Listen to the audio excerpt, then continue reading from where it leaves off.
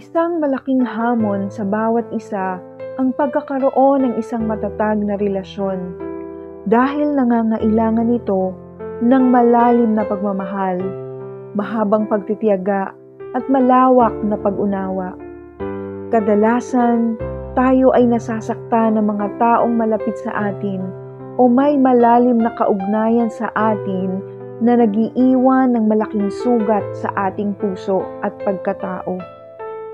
Sa aklat ng unang Pedro, Kabanata 4, Talatang 8, higit sa lahat, magmahalan kayo ng taos sa isa't isa, sapagkat ang pag-ibig ay nagtatakip ng maraming kasalanan. Tayo'y manalangin. Amang makapangyarihan, lumalapit po kami sa inyong harapan, nagpapakumbaba, humihingi ng iyong patnubay, karunungan at pagmamahal sa aming mga relasyon.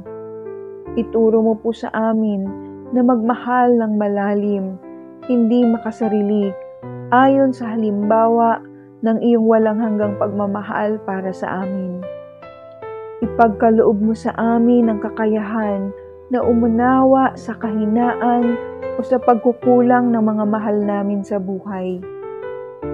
Tulungan niyo po kaming magpatawad sa mga nagkasala at nakasakit sa aming damdamin.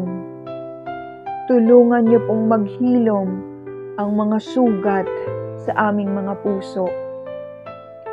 Panginoon, inaalay namin sa iyo ang anumang nasirang relasyon sa aming mga buhay.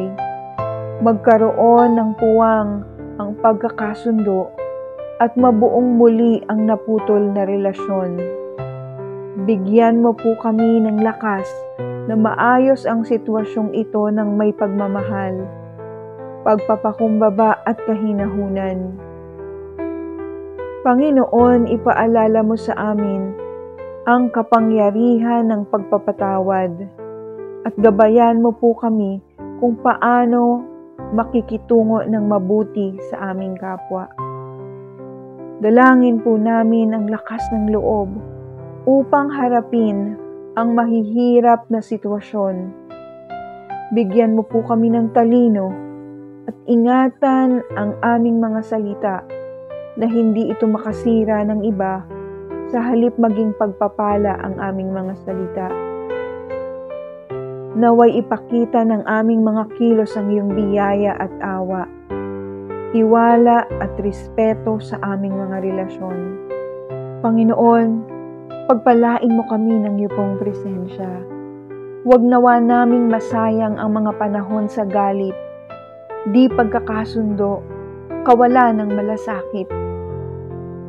Turuan mo po kaming magmahal ng higit sa mga kasalanan na nagawa sa amin. Pagpalain mo po ang aming pakikipag-ugnayan at maitaguyod namin ang aming relasyon para sa ikabubuti at para sa inyong kaluwalhatian. Sa pangalan ng Panginoong Hesus. Amen.